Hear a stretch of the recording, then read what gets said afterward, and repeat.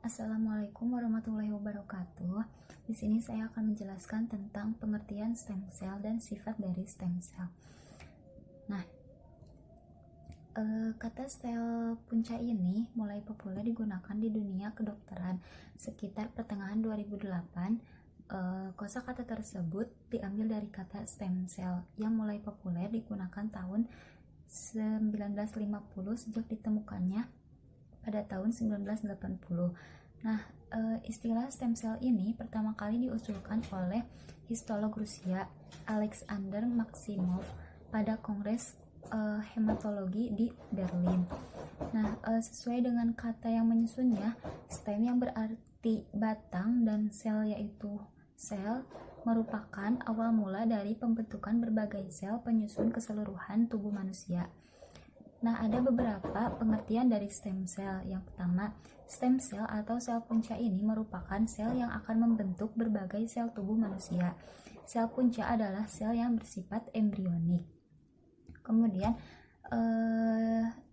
yang selanjutnya ada pengertian tentang sel punca atau sel induk ataupun sel batang. Dalam bahasa Inggrisnya, stem cell merupakan sel yang belum berdiferensiasi dan mempunyai potensi yang sangat tinggi untuk berkembang menjadi banyak jenis sel berbeda di dalam tubuh. Nah, yang selanjutnya ada pengertian dari stem cell atau sel induk adalah sekelompok sel di dalam tubuh makhluk dengan kemampuan regenerasi yang dapat mengalami diferensiasi lebih lanjut menjadi sel-sel lain. Misalnya sel saraf, sel otot jantung, sel pankreas, dan sel otot rangka. Nah, kemudian ada sifat dari stem cell. Sel punca atau stem cell ini mempunyai dua sifat yang khas. Yang pertama, differentiate, yaitu kemampuan untuk berdiferensiasi menjadi sel lain.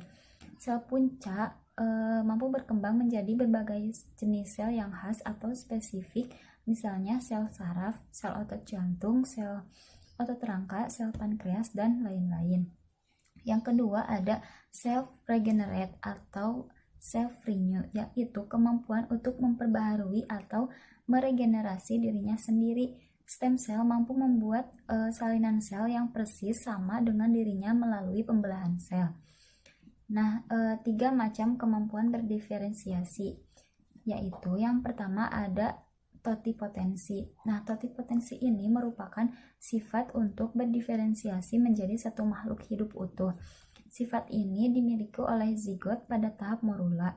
Yang kedua ada pluripotensi, yaitu sifat diferensiasi yang lebih terbatas.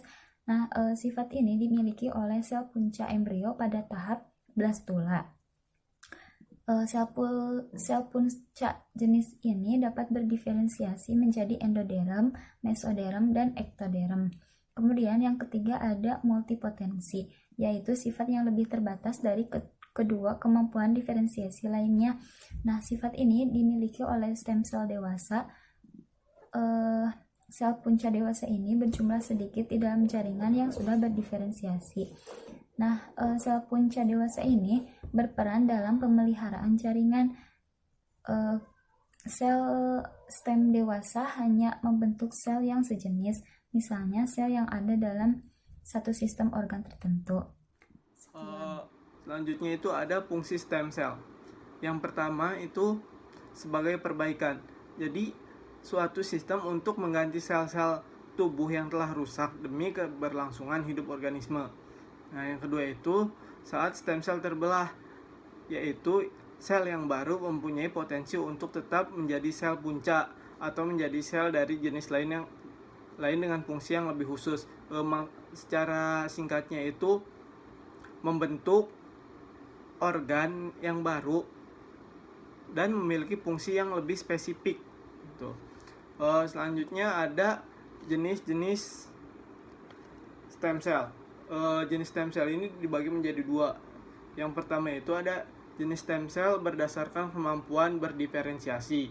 Nah, yang kedua itu ada jenis sel berdasarkan sumber asal sel. Nah, dari kedua ini itu dibagi lagi menjadi beberapa bagian.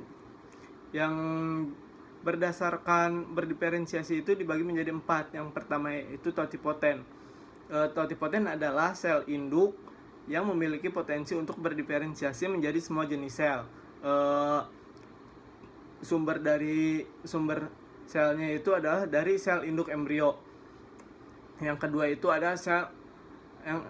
ada multipoten.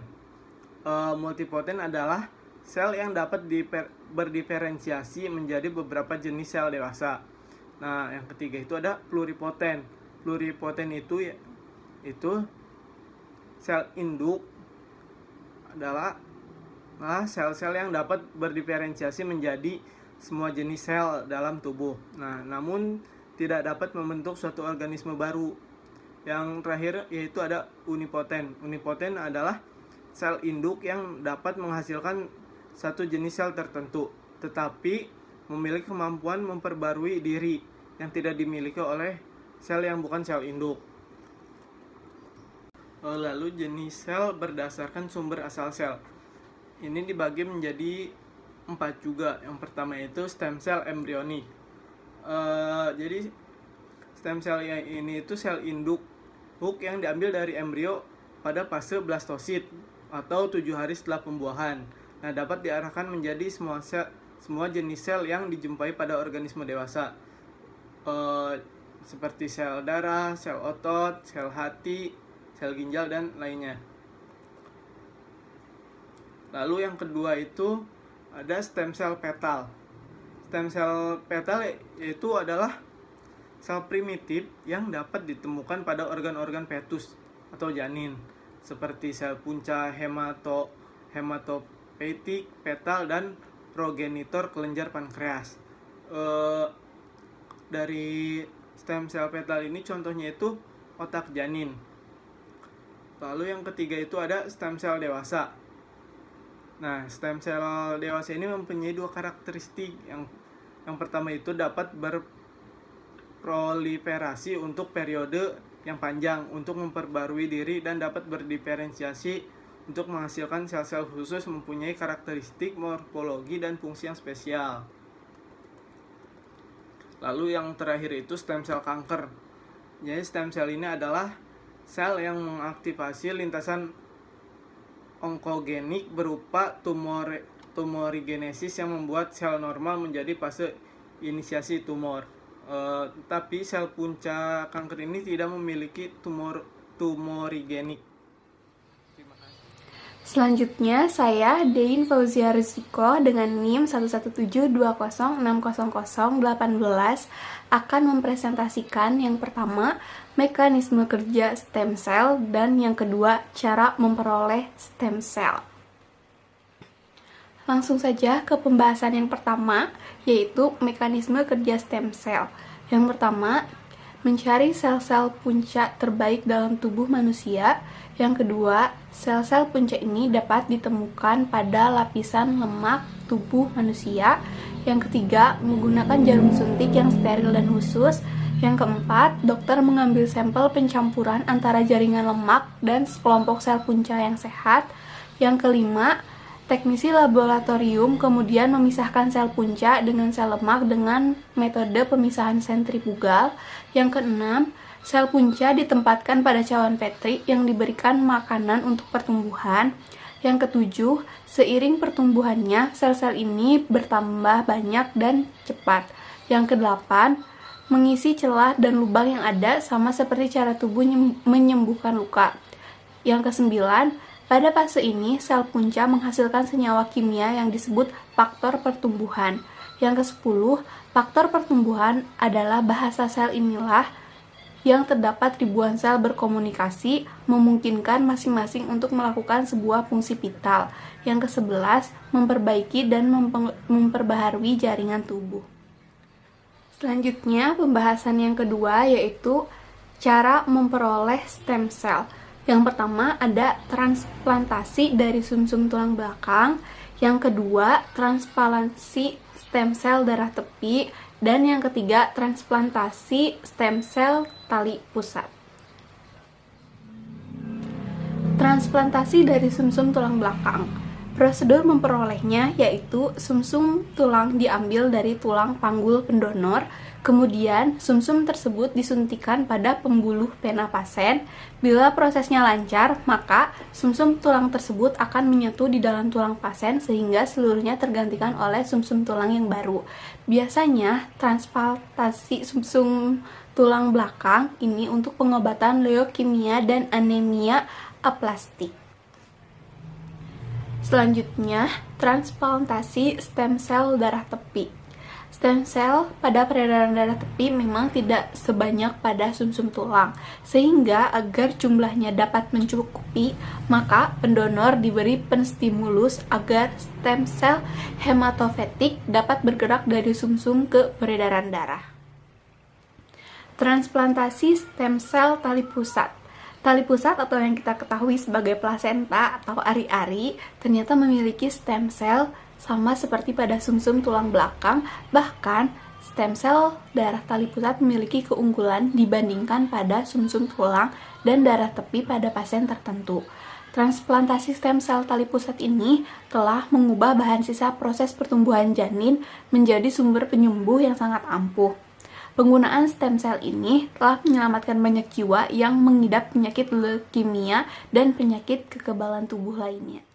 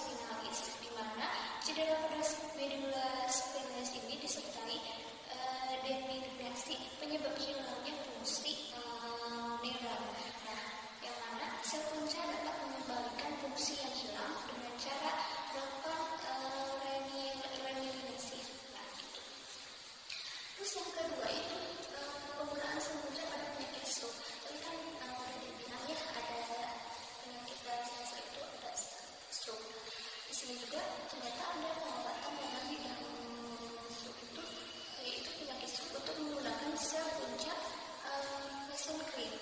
Nah, di mana mesenchymal stem cell dari sum tulang kontrol. Nah, MPDT itu penggunaan sel punca dalam pengobatan diabetes. Nah, pada diabetes dalam ini transplantasi sel pulau lebihan diharapkan dapat memenuhi kebutuhan insulin, yang mana nantinya dengan memenuhi kebutuhan tersebut nantinya akan diketahui apakah penyakit ini diabetes ini akan ganas atau enggak. Nah, penggunaan sel punca